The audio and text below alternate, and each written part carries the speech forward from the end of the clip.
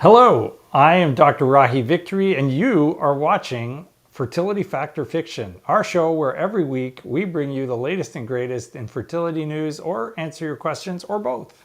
So I'm here with my good friend Tarek Ibrahim from Ibrahim Strategies Group, our social media guru, and we are going to answer your questions. So tonight we don't have an actual paper to review because there was nothing really great out, although we did get one patient that mentioned a paper I did read recently, and so we might present that in a week or two. And that's about different modes of treatment for endometriosis and what happens with the outcome of your babies. So we're going to definitely look at that and consider all the different options and go over the review of that paper soon. We are, for the first time ever, live on TikTok, and I want to just give a huge shout out to all the fans who have watched the show and given us tremendous feedback because our show and our YouTube channel have done very, very well. We just hit over 1 million views on our YouTube channel, and we're about to hit 1 million views on just one video on TikTok, where ironically, they probably liked me a lot on that one because I actually don't say anything. I just gesture a lot. So super excited about the social media stuff. Thank you for following and watching and subscribing and all the different things that you do on all these social media apps. And we appreciate you and everything you guys do. So we're going to go take questions, I guess, tonight. And I think some people preemptively asked us some. What do you recommend for poor egg quality when you have endometriosis and a blood cyst on your ovary? Well, there's no such thing as a blood cyst. You could have a hemorrhagic cyst or a cyst of endometriosis. So as far as what we recommend, I mean, it depends on whether you're doing IVF or if you're doing, natural or IUI. There's kind of different approaches to it. So you can either do a natural approach, which would be just intercourse and then supplements. And the supplements would be resveratrol, NAC, coenzyme Q10, and curcumin, which is like turmeric in powder form. And then you could use letrozole in there as well, which will lower your estrogen levels and hopefully suppress the endo a little bit. Or you can do a stimulated cycle, which again could be letrozole or shots with those supplements. Or you're going to IVF. If you're going to IVF, you got to debate the merits of removing the cyst or leaving the cyst. We know that removing the cyst does temporarily weaken your ovaries, so it's not always a great idea. And depending who your surgeon is, it could actually be a really bad idea because if they don't do the surgery right, it can really damage your ovaries.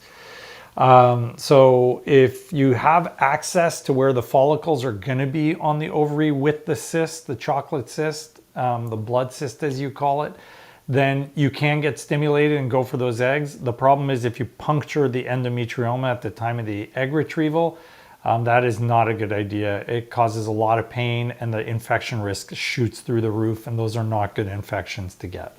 So we generally recommend either avoiding that side or only going for the eggs you can, or have the cyst removed by an expert prior to doing your stimulation.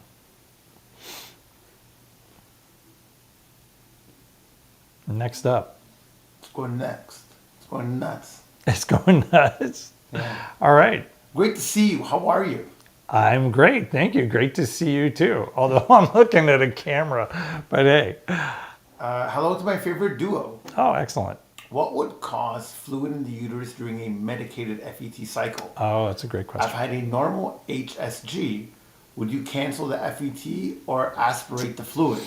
Yeah, so it can come from a variety of different things. The most common cause is that you've had a previous cesarean section. So if you're still watching, let us know if that's the case.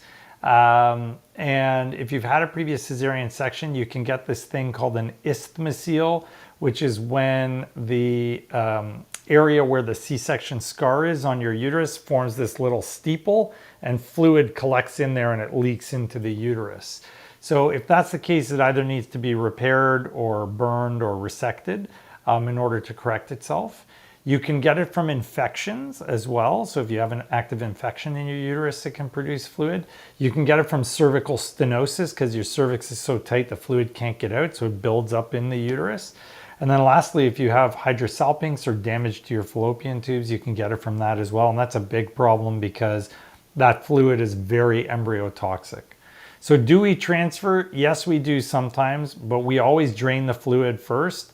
And I only transfer if it's a minimal amount of fluid and I'm actually getting rid of it.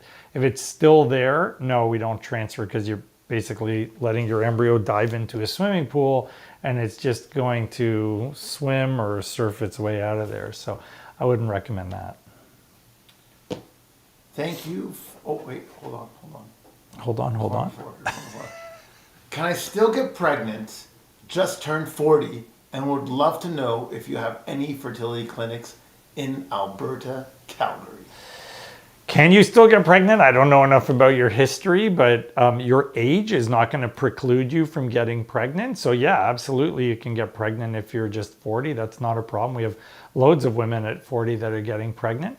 And then as far as your clinics, I don't have a fertility clinic in Alberta yet. That's probably a little while away for us. But we have lots of Albertans that actually come to us because they're not happy with the clinics there. So yeah, by all means, you're welcome to come to us. We just stimulate you there, monitor you there, and then just have you come to us for the treatment here. Or if you just want advice, you're welcome to do a fertility consult with us and we can design what you need. And then if you can find someone there that's cooperative, by all means, you do it there. Thank you for all you do. No, thanks. Love you both. Aw. Dr. V and T. That's a very sweet opening. I like that. I'm a very big fan of that intro. Yeah? Yeah. So about to start IVF cycle number 1. Okay, 1. Have AMH of 0.91 and an AFC of 9 to 10. Not bad. And the doc suggested birth control priming and then antagonist protocol with 375 of FSH. Does that make sense to you? No. Would the birth control priming? I'm 38 years old. I love it. So there's no such thing as birth control priming. Birth control is used to line up your follicles if you have like PCOS, or it's used to line up your follicles so that they can time your cycle because they don't want to work on the weekend or they don't have a full-time lab or whatever the case is. So listen, don't use birth control when your AMH is relatively low, your antral follicle count is relatively low, and you're 38 years old. That just makes absolutely no sense whatsoever. It will suppress you in many instances, not all, I admit that, but in many instances it will suppress you. Do not go on birth control. That's just crazy. Yeah, that's worthy of a headbanger. We'll be turning that into a clip. That's a clip. I saw that one. This is brilliant. Who is this guy? Yeah. so that's literally what we're doing now. We just before the show started, Tarek and I were working on the fertility factor fiction version of Mean Tweets, where I was reading protocols people were getting from their doctors and then responding to them. So no, do not use birth control if you're 38 with weaker ovaries. Does SSRI affect ovulation, and are there any studies on this? Not that I'm aware of. It shouldn't affect your ovulation unless somehow your prolactin levels are going through the roof, and SSRIs don't normally do that. But the reality is that we do end up running into some trouble sometimes with SSRIs because they are associated with cardiac and lung defects in a pregnancy. And the earlier you're on them, the more the risk of that there is. It's not a high risk, so for people that are on antidepressants, don't abandon your antidepressants. That can have very serious side effects for you. But there are side effects for the baby, so you need to be cautious. Is MTHFR a reason to change retrieval or FET protocol or even see a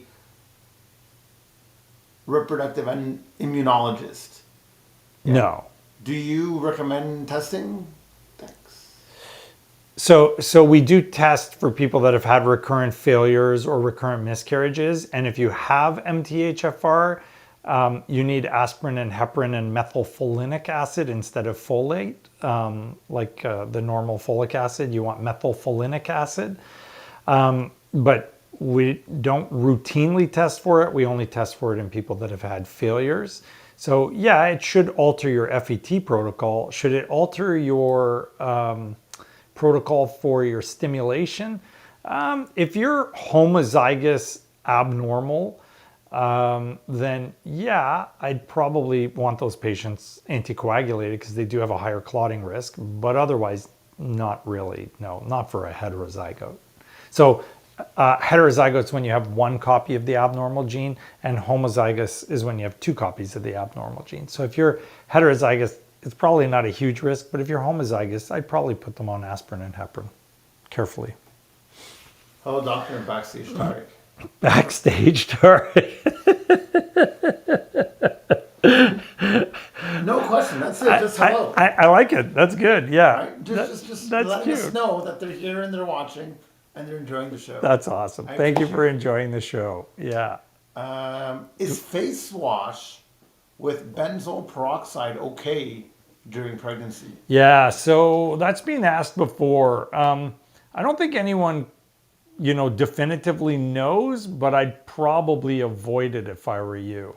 Yeah, I'd probably stay away from benzoyl peroxide if I were you. There are some studies from before that high levels of exposure were not a good idea, so I'd avoid it if you can. There's a load of other ways to treat acne, and I'd probably search for one of those. How likely are two large cysts, 32 and 28 millimeters, likely to resolve on their own over the next month? Want to start IVF in January? It depends. So if they're just follicular cysts, it's high. But I guess if you have two, I'd be wondering what's going on. And did you have have they been there for a while? Did they just show up? Are they cysts? Are they follicles? So we need to know more details. Like I would need ultrasound findings to be able to explain that to you. Yeah. There are lots of different kinds of cysts. If it's an endometrioma, it's not likely to resolve at all. A dermoid, never. You have to have surgery. A follicular cyst, sure. A mucinous cyst, no. So it depends on what kind of cyst it is. And there are many, many, many others, right? So depending on which kind it is, it will determine the outcome of whether or not it's going to resolve. First time IVF is positive. All right. So if I am doing again, can I expect positive results?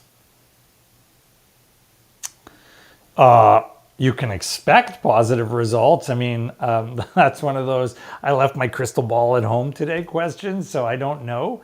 But yeah, I mean, if you had success the first time, your chances are pretty good. And by the way, congrats to all the folks today that had their positives, especially SR, who knows if she's watching the show. Congratulations. That's awesome news, and we're very, very, very happy for you. And thank you for sending me the very cute text. Do you recommend Tylenol while pregnant for pain relief?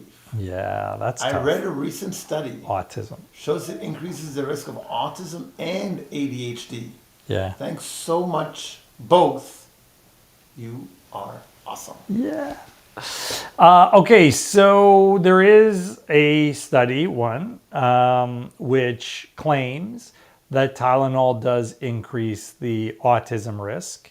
And the answer to that is that it does actually possibly increase the risk based on that one study, but I've never heard of anybody whose child was autistic and it was sort of convincingly related to Tylenol use. I don't want to say that one case is important, but I can tell you that my wife frequently gets headaches. She had lots of aches and pains in pregnancy. She did take Tylenol, and we got 3 genius kids. So I don't think that, it has that much of an impact. I certainly have never told any mother not to use Tylenol because of that study. I just don't find it convincing enough. Having said that, there is a class action lawsuit against Tylenol for causing autism. I hear the ads all the time on the radio, so who knows? Want to do that one? Want me to read that one to you? Oh yeah, I had an abortion about 1.8 months ago now, and I got Implanon in the process. I have not got my period for a month and 1 week now. I have been overeating and I don't have ways to get a test now, but what could this mean? So Implanon, for those of you that don't know, is this little rod that is progesterone loaded, and it goes right in here in your arm and slowly releases progesterone into your body, allowing you to have birth control. It's kind of like an IUD, but you stick it under your skin and it just absorbs into your bloodstream, and the relatively high dose of progesterone prevents ovulation, thickens your cervical mucus, and makes the uterus really unfriendly for an embryo. So all the symptoms you're describing are the result of the Implanon. Now, I'm not saying you're not pregnant, you should go get a test, but Implanon causes all of those things. It causes weight gain, it causes an increase in appetite, and it will stop your period for sure. So those are side effects of Implanon, but definitely go get tested because yes, you could be pregnant. First TikTok question. First TikTok question. Yeah. That's right. There you go. I'm impressed you're like maintaining all this and you got that too. That's cool. We got a whole like video thing going on here, guys. So it's becoming a studio. We need the whole, like I got the headset and we got the wallet. You're giving it away. Giving it away. For the individual that was in Calgary, she has a follow-up for you. Yes. Please let me know how it's possible to make an appointment and a follow-up with you. Easy. Email info@drvictory.com and just say I would like a consult, and they'll set it up for you. Yeah. Hi, Dr. VNT. I'm wondering if ICSI is worth doing despite the extra risk factor involved compared to traditional IVF. The added risk kind of freaks me out. Okay, so the added risk of ICSI is only two things. One, that there is a 1 to 2% increase in congenital malformations. And two is the risk of the fact that if the partner has male factor, you have a higher chance of having a child that also gets male factor. The reality, if ICSI is done by a true expert like Dr. Hosravi, our lab director, then it's beneficial, because the reality is that you're going to get a way higher success rate for fertilization than you are from doing conventional IVF. And this is what a lot of the studies miss. Conventional IVF, 50-60% success rate for creating embryos. When you do ICSI in our lab, we're getting over like 93 to 95% usually for fertilization. The studies that looked at the risks of ICSI and the benefits and all that stuff, they were getting like 70%. It's not even comparable. Like, you can't compare that as an apples to apples thing. That's apples to watermelons or something. So yeah, I mean, you can't compare. So if you're getting like a 95% success rate or a 90% fertilization rate, ICSI is going to give you more embryos, plain and simple. So is it worth the risk? For me, every single time. But you have to make a decision that's right for you. Hey, Dr. V, Auntie, I'm preparing for FET. Okay. I started BC 11/16 to 11/27. No. I did oral estrogen No. from the 28th to the 5th. Now vaginal estrogen starting today. I'm having brown discharge off and on. Is that normal? She's starting an FET or a STIM? I'm prepping for an FET. Oh. Yeah, so it depends on whether they tried to manipulate your cycle with the birth control. I would actually stop that and go to a Letrozole or a natural cycle. Birth control before an FET is probably not a great idea. And then estrogen in an FET actually gives you your lowest chance of success. We do use estrogen, but we only use it when the Letrozole is not achieving the lining thickness that we need. And then we use minimal doses. So whatever protocol they're using for you is not an ideal protocol. What would a natural FET protocol look like for an endo patient? Well, I would argue that an endo patient should always be on a Letrozole protocol because it's going to keep your estrogen levels low. People are trying to join us now. I don't know what to do with that. The TikTok, I know. I think they want to like join and ask questions. On TikTok, just put your questions in. We can't let you in live because we've never done that before. And so just put your questions in and we will answer them because we see your questions. So type them into the chat there. Letrozole is a better FET protocol than natural is, especially for endo patients. But a natural protocol would just be not taking any estrogen, let your egg grow and develop your lining till the point where it's like 8-9 millimeters.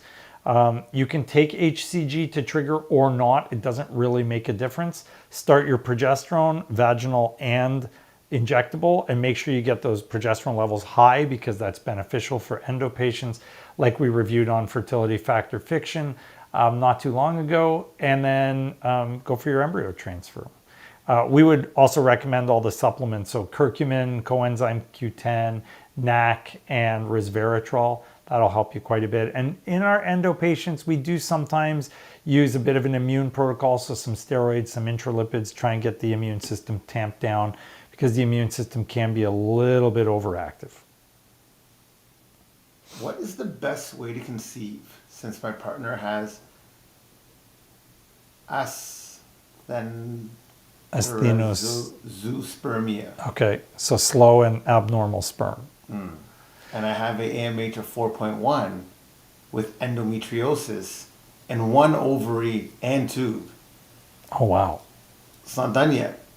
Okay. Soft symphohysteroscopy was painful, so probably blocked tubes as well. Hysterosalpingogram? No. Saline infusion sonohysterography? Or they called it something else? Salpingo? They call this phone hysteroscopy. Oh, okay. So, I mean, your best way of conceiving is definitely going to be IVF because you've got limited chances. But, I mean, I would need a full history from you. I don't push people into IVF, so I always hate saying your best chance is going to be that. But there's no question you got a low AMH, your partner's got low motility and a high number of abnormals, so you kind of need to cherry pick the sperm. We probably aren't dealing with a lot of eggs because you have a low AMH, so your time is running out a bit. So there are some advantages to doing IVF. Your only other option would probably be IUI, but if there's tubal factor, IUI won't work. So then you're facing IVF. The other option would be surgery to see if there is endo, if the tube is damaged, see if they can fix things, repair them, improve them for you. I know you're not going to be able to answer it, but I feel it's my job to make sure I ask the question. By the way, before you ask, I did meet the writer of Batman and Batman last really? week. Yeah. No kidding. And she told me she was the one that wrote Batman and Batman. Yeah. It's one of my favorite patients. I know. I told her that. It's one of my favorite patients. Yeah. So the question here, believe it or not, is who's your favorite patient? Can't make this stuff up, man. You're all my favorite patients. You know what? We're not supposed to pick favorites. I truly love all of my patients who go on to become parents that are loving and caring and supportive and wholly dedicated to making their children's lives and their own lives the best lives that they can be and have. So I don't really pick favorites. I can definitely pick the ones that we have had challenges with more easily, but I genuinely really like all of my patients. So Batman and Batman got really high on the list, I won't lie. 100%. Definitely number one for Tarek, no question whatsoever. But we have lots of patients that we love. To impress me. I'm not stuck on Batman and Batman. A good intro can get me really far in life. There you go. So if you need Tarek to read your question, you got to woo him with your words at the beginning because that's what he's looking for. Yeah. Wait, we got one up here again. Okay. What is the best treatment for PCOS, and does metformin really work? Yes, metformin absolutely works. So by itself, it can increase your chances of ovulating, but in conjunction with Clomid or Letrozole, it even further helps you. The supplements work: NAC, inositol, coenzyme Q10, and resveratrol. And then you need lifestyle factors. So diet, which is eating 6 meals a day, low calories, low carbs, and exercise to build as much muscle as possible. You do all of those, you should be able to get pregnant. So letrozole by itself over 6 months in a PCOS patient is a 27.5% chance of a live birth. Hello, Dr. V and Backstage Tarek. I like Backstage Tarek. It's, it's like an important role. I like that. Seems Yeah. serious. Yeah. Although I have a bias towards Dr. T. I'm not gonna put it out. You're like the people in the booth on Yeah. the morning, what's it called? The morning show? The morning show. You're like the people in the booth. You're in control. The whole Yeah, thing. yeah, yeah. I yeah. can knock them right out. There you go. Can stage 1 endo really cause so much inflammation that I can only get pregnant with high steroids? Oh, well, I certainly would never say stage 1 endo will only let you get pregnant with high steroids. That's probably not a reasonable statement. Can it cause enough inflammation to cause a problem? Yes. Is it causing enough that you could only get pregnant with steroids? Almost certainly no for stage 1 endo. That would be pushing it no matter who was saying that. But we do recommend in some cases of endo using an immune protocol because it can improve your chances, but it's not going to eliminate your chances to not use it. That would be overkill. This is Canada. There's only 2 guarantees, death and taxes. So, there's nothing that's 100% here. So taxes is more guaranteed. And traffic. The more I go around different places, traffic is becoming the 3rd guarantee. Yeah, for sure. So I have a question here from a patient that also used their name in the question. Is that okay? You're good with that? Well, I think everybody can see everybody's everyone can see. questions. Everyone can see. So I think it's okay, but we generally try not to broadcast it. But I'm going to broadcast it. okay, you're going to broadcast it. All right. Hi, Dr. V. It's Carly. Okay. Hi, Car. You added estrogen to my protocol. Yeah. Can you please ease my mind that this won't significantly lower my chances? Crying face, tears. Oh, hi, Car.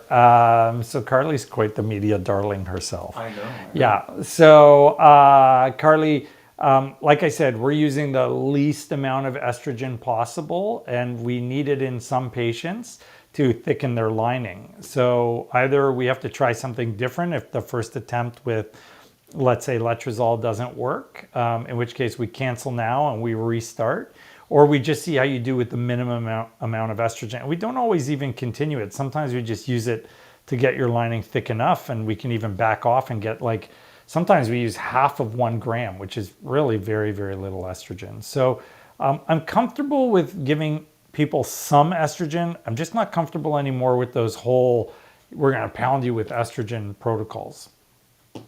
So hopefully that eases your mind. And you know how to get a hold of me if you need me.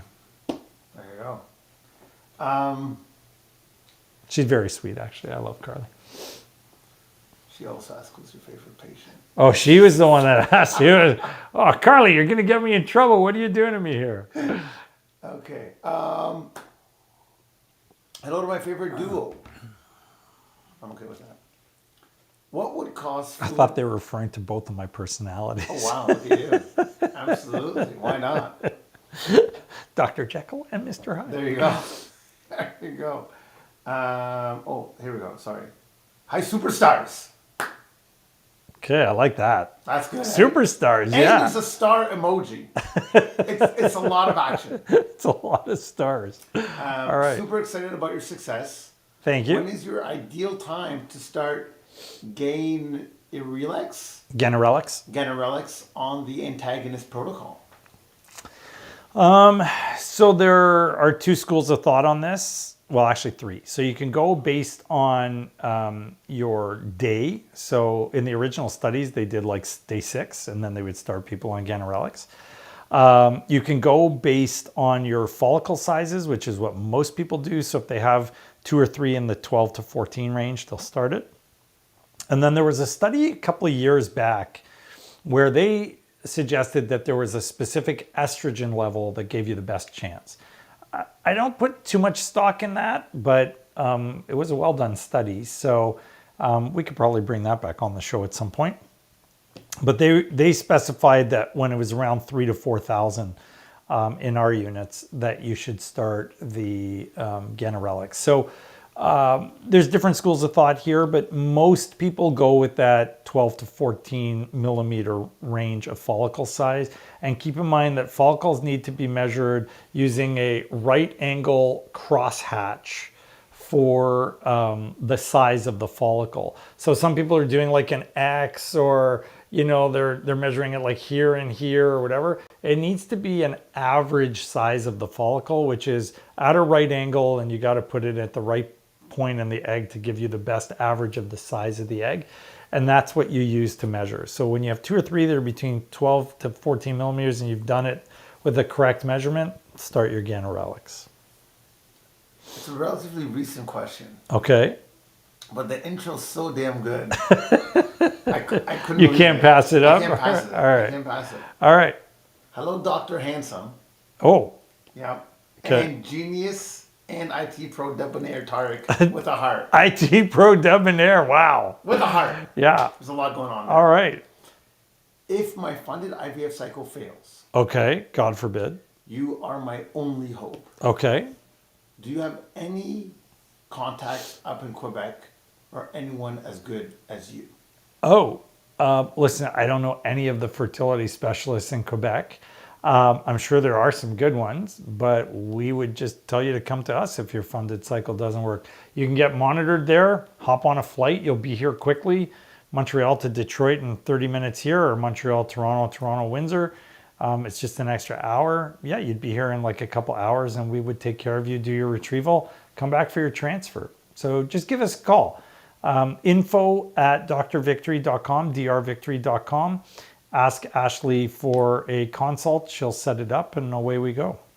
Also, Yeah. I've watched every single video of yours and Wow. answers to most questions. Do I get a free VRC certificate or a free consult? Ha ha ha, laughing, just joking. You know what? Message me and we'll work something out. That's a lot of dedication. Yeah. DM me on Instagram and I will do my best to get you in at least as quickly as we possibly can. How many transfers can you do after a 11.25 milligram of Lupron before requiring more suppression? Oh, that's a great question. So the answer is nobody knows. So we don't know how long the suppression from Lupron lasts. And it depends on whether we're talking fibroids or endo. I'm assuming you're talking about endo. So I would say like 3 to 6 months, and then you probably need to consider it again just based on normal physiology and how long the effects of Lupron last. That's probably as good a guess as you're going to get. But it is a guess. There is no scientific evidence for how long you need to go back on suppression for. That's the thing we have to figure out. That's something we need to figure out. Yeah. Hi, V&T. Is it true that embryo development from day 1 to 3 is due to the egg, and after day 3 it is a result of sperm? Wonder of when an embryo stops developing tells you where the problem may be. Yeah, so this is a great question, and I have asked my embryologist this 1,000 times, and I can tell you that if you put 10 embryologists in a room, you will get 14 different opinions on whether or not the first 3 days is the sperm or the eggs. So the reality is that some people believe that the first 3 days is reflective of the quality of the sperm, and then after that it's the egg, and actually some people believe it's the exact opposite. I don't think there's a clear-cut answer there, and to be perfectly honest with you, I actually believe it doesn't make sense to say it's one and then the other. The theory behind saying it's the sperm is that the sperm is what actually helps the cells divide, because the mechanism for the division of the cells in the embryo actually comes from the sperm. So that's why people think in the early stage it's more sperm, and then in a later stage it's more egg. But I've literally heard people argue the exact opposite. In fact, yesterday I had someone arguing the exact opposite. Nobody knows, and there is no way to know. So we don't know for sure. Hi, Dr. V, and fabulous T.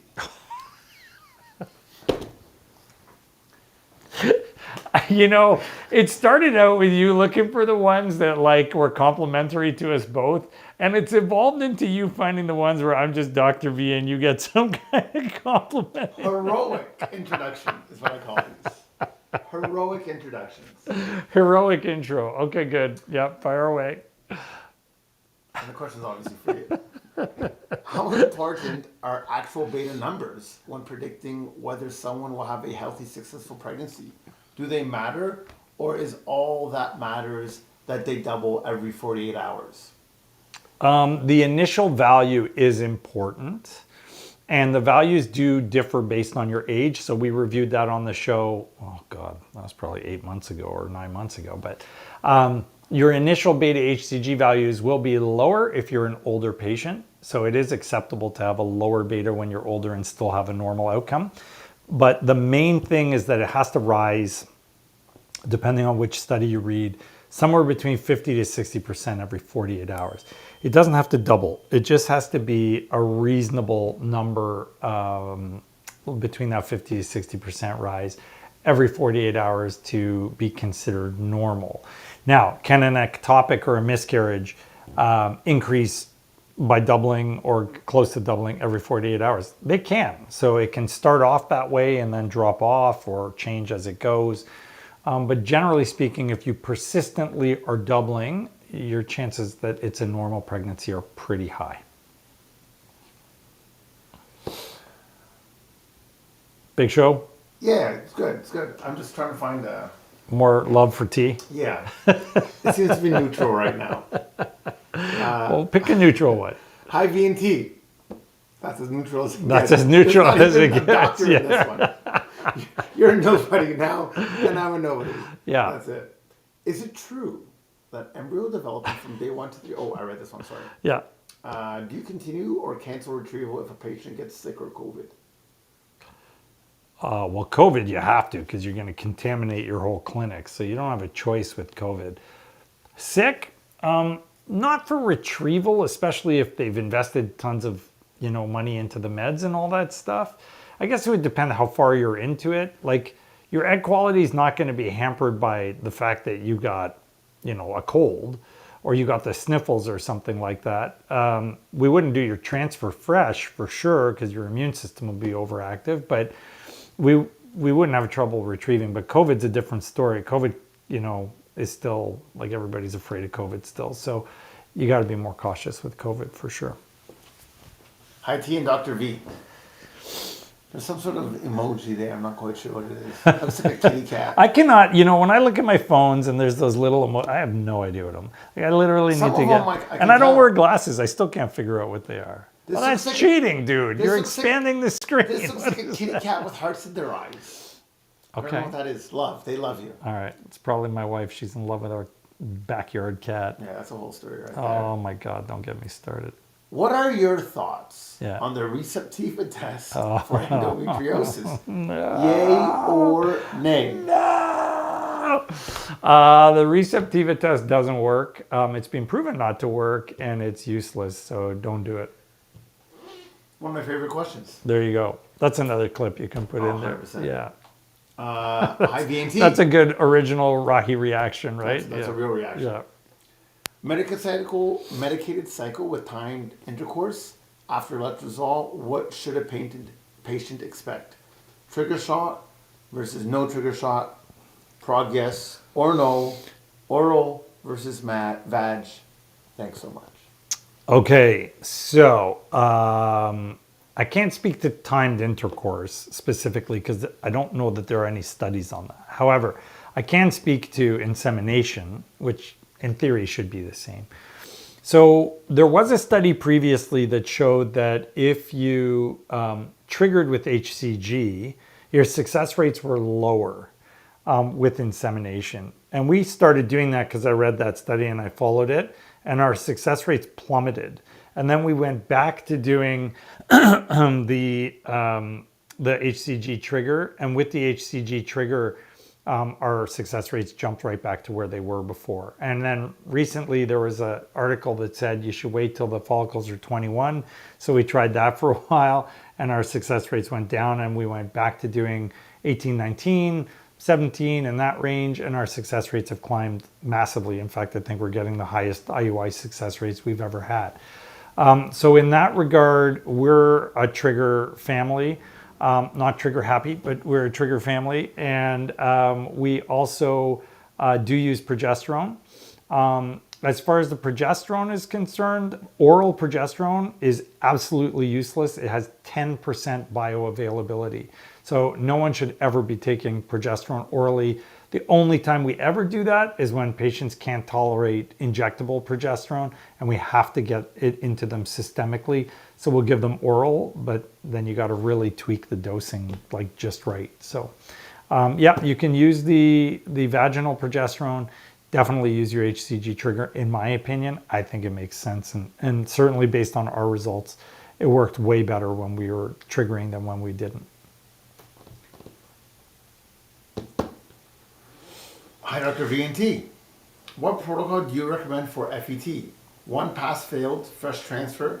My clinic is suggesting prednisone 5 milligrams, ASA 81, prenatal with folic acid, a sono to check for polyps and fibroids, PRP, PIO, doxycycline, Medrol, HCG wash, embryo glue, fragment, and blood thinners.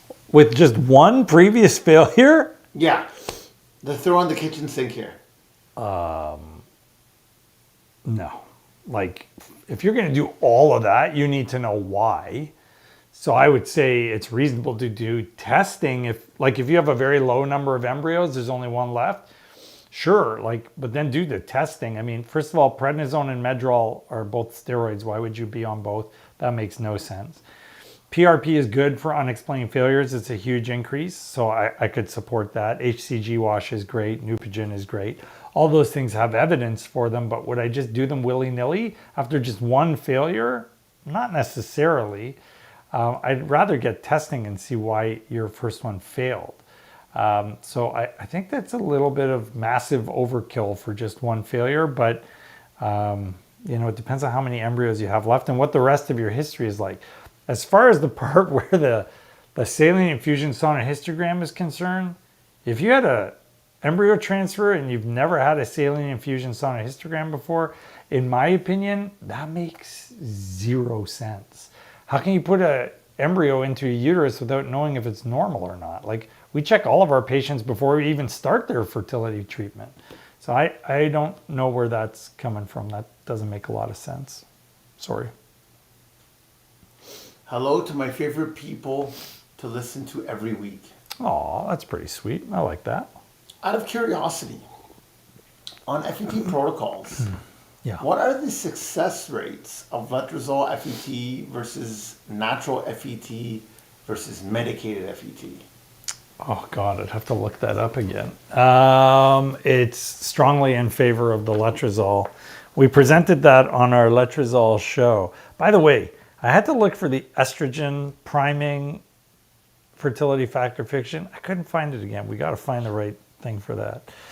Okay, so library Letrozole. Where's Letrozole?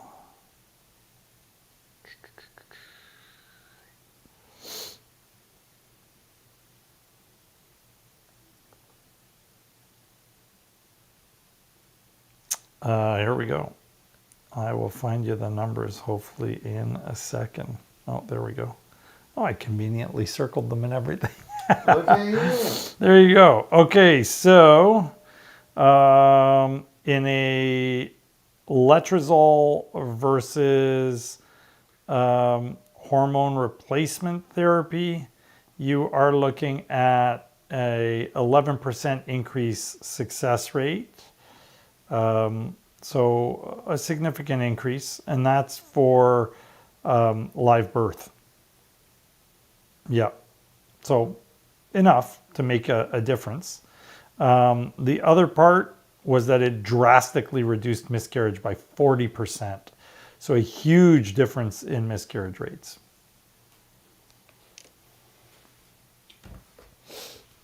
Fire. Oh, I love it when you get that grin. I know I'm in for something. You You're in for something, all right. Is there any benefits of using the red light or right light therapy for egg quality? Red light for egg quality? They said right light therapy, but I think it's just light therapy, isn't it? So there is low-level laser therapy that can be used to improve sperm quality. We're actually going to be getting it soon to try it out. The studies are actually kind of convincing, although they're not great, but I'm going to try it. I've never heard of it being used for eggs before. I guess that's something to look up. Remind me to look that up. Hi, Dr. V, and favorite tea. I'm just going to pause right there. Okay. Yeah. Can we please talk about doing ICSI for older patients, 38 plus, without male factor? Yeah. It's the standard approach at my clinic, but I read it may increase abnormalities. It does increase abnormalities. So the baseline rate, we were talking about this earlier in the show, baseline rate is 2 to 3% for abnormalities in children. And when you have a ICSI case, it increases it by 1 to 2%. So you go from 2 to 3 to like 3 to 5%. So it does increase it a little bit. Is that high enough to justify not doing ICSI? Not in my opinion, because we just don't see that high a change. Like we don't have 5% of our kids being born with problems from our ICSI cases. So in my mind, it doesn't make a difference, but that's the risk. Should you do it at 38? Probably. The eggs start getting harder, so ICSI is a better chance. And again, it does very much depend on how good your clinic is with ICSI, because if your clinic success rate with ICSI is 70% and their IVF success rate is 60%, I wouldn't say that's worth the risk. But if it's 95% like it is with us with ICSI, and it's 60% with conventional IVF, which we don't even do, then yeah, I mean, I would definitely do it, because that's a huge increase in the number of fertilized eggs and embryos. We got a TikTok. You got some nice yeah, I things there. know. You have helped so many people, including my brother and his wife. That's really sweet. Really Looking forward to meeting you. My fiance and I are just waiting on our appointment. Well, thank you for watching on TikTok, and we'll look forward to helping you, Lex. Let them know to like To like. this video. Yeah. Don't be shy. Let's That get some TikTok likes on it. video we put up has gone bonkers. So yeah, awesome. I'm glad you guys are watching on all the different platforms. Yeah, it's cool. Everyone's everywhere. Everyone's everywhere. Yeah. Everyone's everywhere. Have you seen that movie, Everything Everywhere? Is that All at Once, or what's it? I don't know. What's it about? It's so funny. It's like one Funny? of oh, I'm it's dying for a hysterically funny movie funny. right Yeah. I was on Lupron for 2 months. On the 3rd month, I started Letrozole 2.5 milligrams for my FET prep. Okay. My endo lining did not thicken. Right. My doc started me on estrogen. Yeah. Why do you think I didn't respond to Letrozole? Well, we normally do 3 months of Lupron and then extend, and we keep you on Letrozole too if you were doing it for endo. And then we extend the Letrozole for 5 days past the 12 weeks of the Lupron, and that should stimulate your ovaries enough. Sometimes it just doesn't work. The Lupron can overpower and oversuppress your ovaries, so they need a longer chance to wake up. In that situation, you have to give estrogen, but you don't need a lot. Like people are getting 12 milligrams of estrase a day. No one needs 12 milligrams of estrase a day. Like you need a milligram, and that's enough to thicken most people, maybe 2.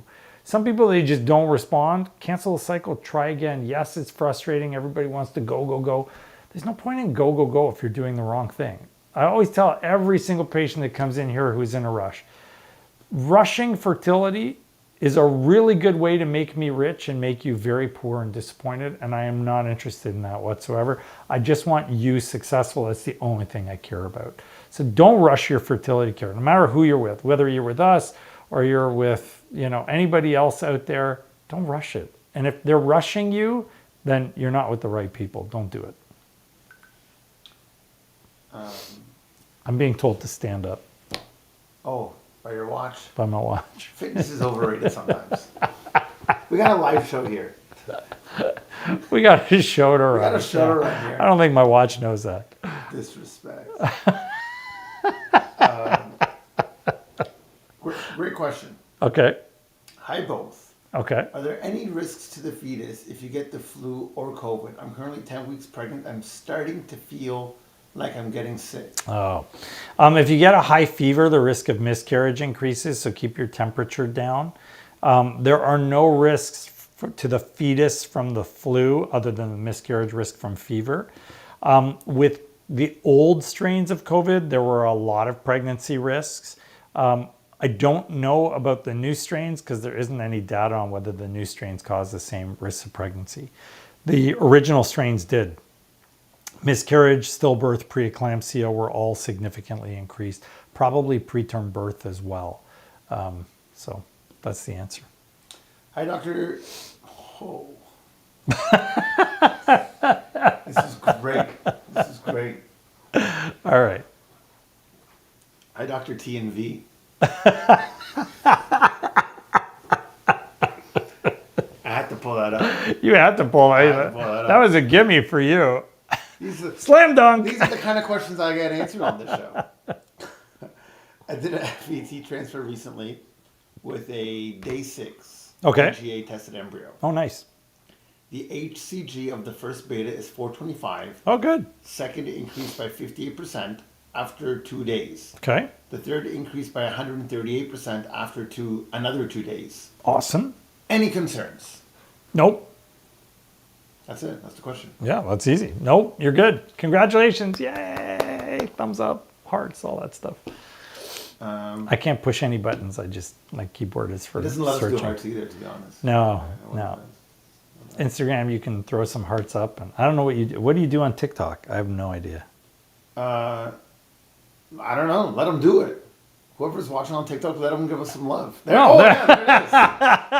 There it is. Thank you, whoever that was. We want that. Oh, it was Lex. Lex, thank you for showing us that. That's great. Yeah, fantastic. We saw a little heart float up. So there's more hearts coming. There's more hearts coming. We are watching for hearts. You send us hearts, we answer your question instantly. There you go. Yep. Yeah. So hey, Dr. V and Backstage T, what vitamins would you recommend taking for someone who has DOR and might be looking to freeze in the next 6 to 12 months? Freeze? Yeah, like egg freezing with DOR? Okay, egg freezing with DOR is a bad idea, guys. You have to have a very high number of eggs for egg freezing to work. That has been clearly established. On average, at the age of 35, 15 eggs just for one pregnancy. So you're going to need to do a lot of cycles if you have DOR. And in terms of vitamins, so I'd actually skip vitamins for a second and say go on DHEA. It'll strengthen your ovaries. Make sure you testosterone prime. Arguably, you might want to consider Cyzin or Omnitrope, which is human growth hormone. And then as far as supplements, coenzyme Q10 is imperative. Your prenatal vitamin, I'd probably boost with some zinc as well. And then make sure that you are taking vitamin D. All of those would be really important. We got another TikToker. Can you get pregnant 3 months, no period? It depends on why you have had no period. Can you get pregnant? Yes, but you would likely need some help. If you have no period, you're not ovulating. The question is, are you not ovulating because there's a problem, or are you not ovulating because of the fact that there is a problem with your ovaries, like you're going into menopause? So you need to do testing and figure that out. Somebody just tried to join us on TikTok. If you're still watching, we don't do the live video thing on our show. We just let people ask questions so that we can give a fair chance to everybody. I think there's a lot. There's a lot of them. Yeah, otherwise it'd be like 5,000 people on the show. Absolutely. Yeah. More hearts are coming. More hearts are coming. Oh. And more questions too. I'll go for that. Does progesterone cream work in increasing your levels, or does skin absorb it well enough? Does progesterone cream work in increasing your levels? If you mean like the hand-rubbed cream, we don't use that for fertility. We use vaginal progesterone, and then we use progesterone in oil-X. So I'm not sure which one you're referring to. Like the creams are for hormone replacement therapy patients, not for fertility patients. To the best of my knowledge, no one uses it for that purpose. Is prometheum after an IUI more effective orally or vaginally, or does it matter? Never oral, always vaginal. Oral prometrium is useless, 10% bioavailability. So we got 5 minutes left and 555,000 questions to go. Oh, really? So I just want a disclaimer Yeah. that we didn't answer everybody's questions. Okay. Sorry, guys. We can't answer everybody. Oh, but we need to be back on TikTok. Yeah. So Sunday? Okay. What day are you free? I'm free Sunday. You Period. got to commit. There's like lots of people watching me. I'm fully committed. Which day? Whatever. Sunday for sure is better than Saturday. Saturdays, there's a lot of soccer games going on Saturday. Like a Sunday evening thing? Or early afternoon or what? Pull them. Well, I got to see patients. I'll have European Zooms all day. Oh, I see. Well, is there a time that works for these guys? Guys, tell us what time you would want us to do an extra show so we can answer some of these 550,000 questions. Yeah. So it'll be Sunday, this coming Sunday, and then we'll still do the Tuesday show. And with some luck, Tarek and I will still be married to our respective spouses. It's hanging by a thread. It's hanging by a thread. Yeah, Yeah. You know, I'm just there sometimes. Snip. So in the comments section, if they want to write down Saturday, what time on Sunday, Yeah, write it in the comment section. Tell us what time you want us to do. 63 likes on TikTok. Oh, there you go. So Hey. a lot of hearts coming down. That's good. Yeah. We'll take All it. right. I have blood-filled cysts. Okay. Is there any other reason other than endometriosis that I have one? Well, there are people that get hemorrhagic cysts. Mostly that would be from a bleeding disorder or trauma or something like that. But they go away. So if your cysts are blood-filled and it's persistent, that's not blood, that's endometriosis. And if you have a really good ultrasonographer, like I can tell the difference between a hemorrhagic cyst and an endometrioma. They just don't look the same. Endometriomas have this classic appearance we describe as snowstorm because it literally looks like you're looking in a real snowstorm, like whiteout blizzard conditions. Hemorrhagic cysts are kind of clumpy and they have these little wispy bits in them, and it's kind of easy to tell which one's which, in my opinion. High coolest couple. Couple. That's what the guy is. Whoa. Listen, I fully admit I love the guy, but we're not a couple. I just don't want my wife or her freaking out at both of us. No. Do you change your IVF medication protocols if AMH and AFC is discordant? Would you consider AMH of 0.91 and AFC of between 9 to 10 discordant? Well, that was the patient that asked us earlier. No. I mean, it depends on whether you're talking about picomoles or nanomoles, but if that's nanomoles, that's probably consistent with what we'd expect. It's a little bit off, but no, I wouldn't change my protocol. I'd still treat you like your ovaries are on the weaker side either way. So yeah, a reasonable approach with like a modified DOR protocol is a good approach to things. Hi again, Dr. V and Sidekick T. For someone who has polycystic ovaries, around how many eggs should I expect to be retrieved? Oh, sky's the limit. We've had people make 70 and we've had people make 15. I mean, easily, you're going to make 20, 25 eggs, usually with PCOS. Hello, dynamic duo. Oh, dynamic duo, Batman and Batman. That's pretty close to that. I know, yeah.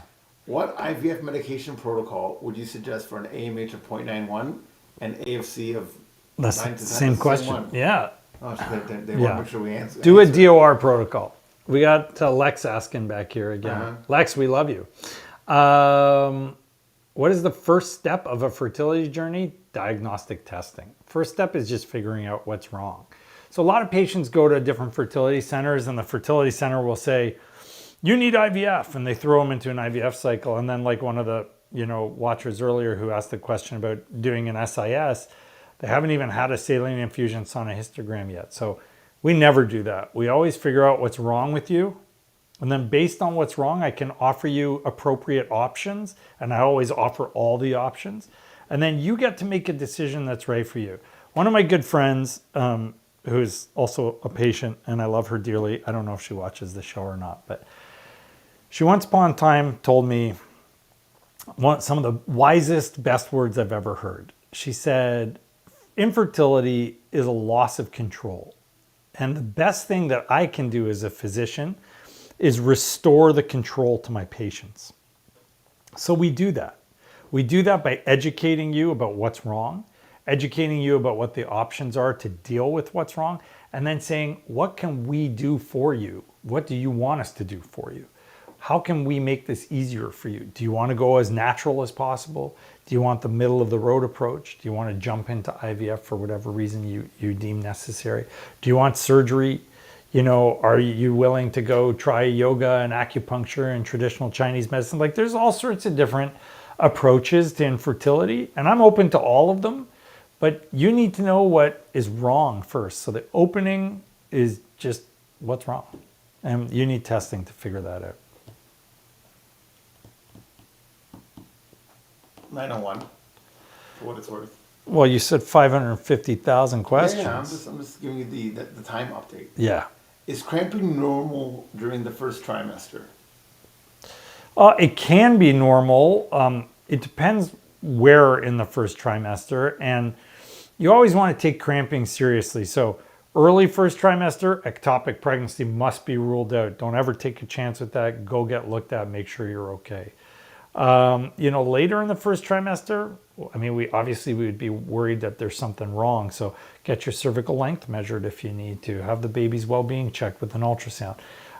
You know, that kind of thing is reasonable to screen to make sure you're okay.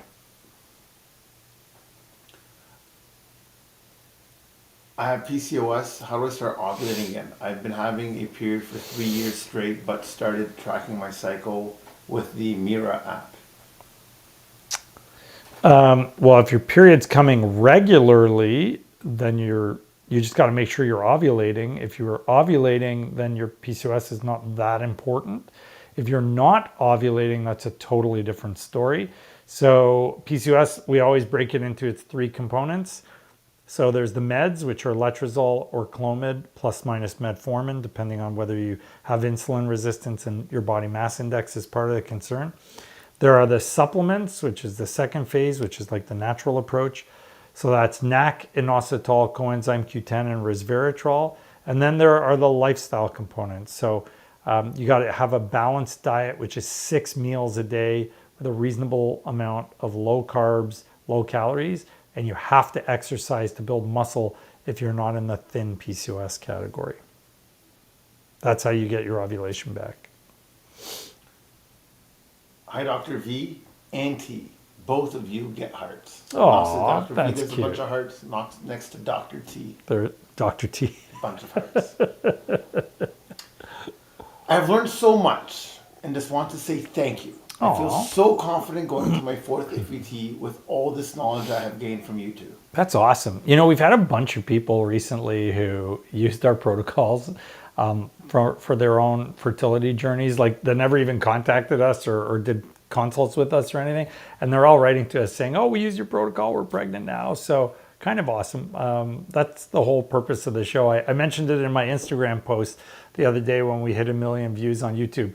We literally started this show because people in Toronto are constantly being told to do double IUI, and double IUI has been proven to be useless, so we almost never do it. And I was like, why are people doing something that's completely pointless? So that was our opening episode, before we ever even saved any of them or anything. That's right. We've come a long way since then. Huge. Yeah, very cool.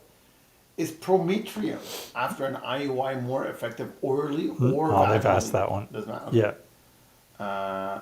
Dr. V and Master T. Master T. I'm going to need to bring a syringe in order to deflate the guy, guys. You got to like tone it down. No, Master T's good. I like that. I'm going to bring a balloon next time. Like squeeze out the air. There's a lot of air in here right now. Let me tell you. There's no doubt about that. Yeah. I don't know how I'm going to go home. Just destroyed once I get home. I have PCOS. Okay. With ascent periods. With what? Ascent. ASSENT. Probably absent. Okay. Yeah. Absent periods. Yeah. Okay. High BMI. Okay. We did Letrozole and had no success. Okay. Added metformin and got pregnant the following cycle. Cool. miscarried at 7 weeks. Oh, sorry. I only have cycles with prometrium progesterone withdrawals. Okay. We stopped metformin, then we have done 3 IUIs with stims, Gonal-F and HCG shot. No luck. Before IUI 2, I asked to start metformin again, and I was showing natural LH spikes for the last 2 IUIs. I'm wanting to move to the IVF next versus more IUI. Would it make a difference to increase my metformin dosage, currently at 500 twice daily? So we use minimum 1500 if we can get to it. Some people can't tolerate it, but you can switch to Glumetza, which has 40% less side effects. So that's a reasonable approach. Your high BMI is concerning for me, especially with the history of the failure and then the miscarriage and all the money you've spent on all this stuff. So a high BMI really can significantly reduce your chances of success, depending on how high your BMI is, as much as 80%. So if you're doing something simple like an IUI, Letrozole and metformin, you're only looking maximum at about a 15% chance per try. Knock it down by 80% and you're down to a 3% chance. If you're paying $1,000 for that, that's a lot of money for a very, very low chance. So depending on your age, sometimes it's more appropriate to lose the weight and bring down the BMI to improve your chances than it is to continue with therapy. I know that's very frustrating for people to hear. I don't mean it to be frustrating or difficult. I'm purely talking to you about the medicine here and the success rates. So if your BMI is really high and you're under 38, you should lose the weight first, because studies have actually shown, and we've reviewed that on our show before years ago, that your chances are better by losing the weight first and then coming back to your fertility therapy later, even if it takes you 6 months or a year. If you're over 38, you're supposed to just continue with your therapy because the egg quality starts becoming a problem. Again, it depends on how high your BMI is. It does have a very negative impact on a lot of things. If you go on our website and you go to the resources tab, we have a whole section on the impact of weight and BMI and fertility. If you scroll down to the bottom of that, it has something called the long booklet, and it takes a while because I spent 6 months preparing that whole thing. But if you actually read through it, you'll realize how significant the impact of BMI is.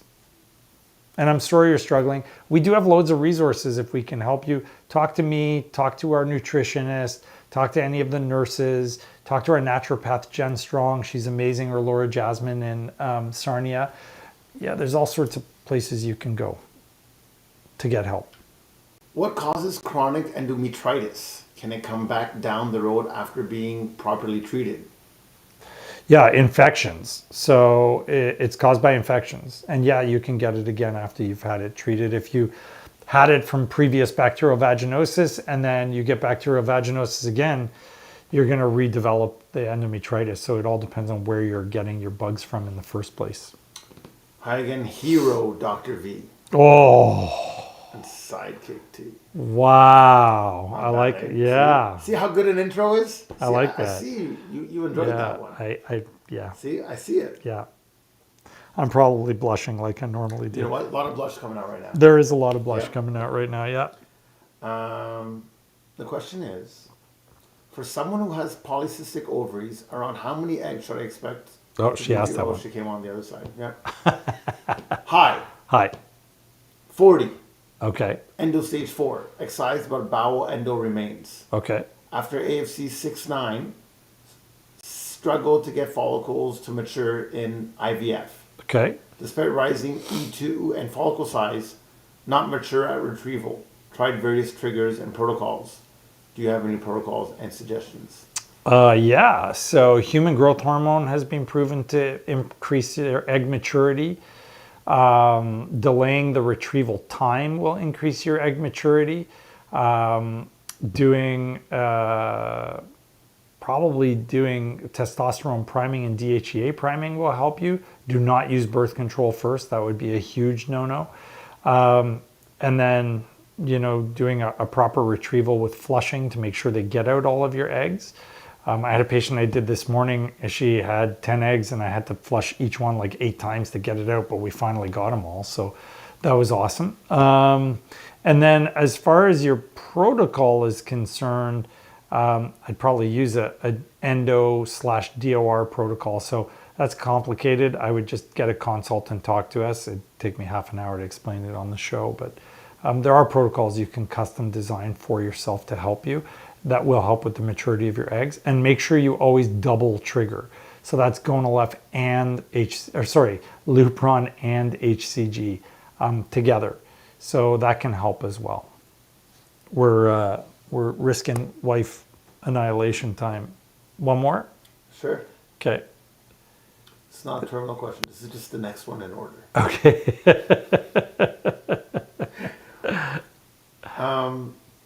I conceived naturally 2 years ago. Okay. Trying to achieve in 2022. Did 4 Letrozole IUI cycles and 1 injectable IUI. Okay. Moving on to IVF in spring. Sure. All tests come back great. Do you have any thoughts on this?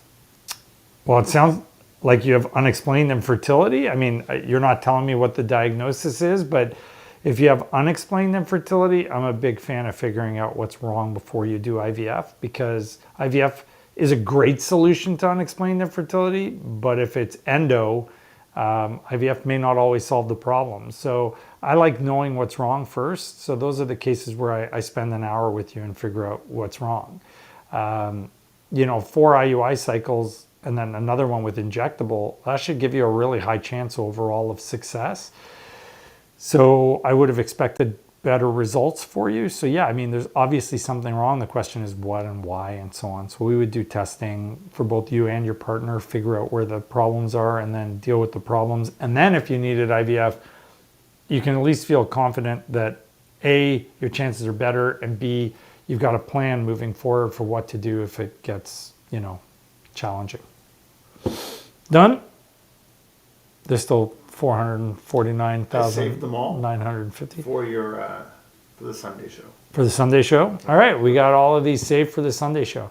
Listen, guys, thank you for watching. This show just gets bigger all the time, and we appreciate you. For those of you watching on TikTok, thanks for joining us. I couldn't quite look at you all the time if you're watching on TikTok because you're on my cell phone and we have an actual camera for the rest of the things. But very soon we can merge TikTok into what we do with the one camera. For some reason, they made us do this 25 minutes live first. Do we have to do it again? Oh yeah, twice, Sunday. So we'll be on TikTok again on Sunday, I guess on all of the different views. Have a great night. Thank you so much on behalf of both of us for making our TikTok and our YouTube channels flourish. I wish I could say the same for Instagram, but Instagram never wants to grow no matter how hard we try. The exact same video on Instagram got, I don't know, a couple thousand views, and now it's like gonna hit 1 million on TikTok probably by the end of tonight or tomorrow. So I literally do not understand how Instagram works, but whatever it is, it is. Thank you again for watching our show. We love you guys.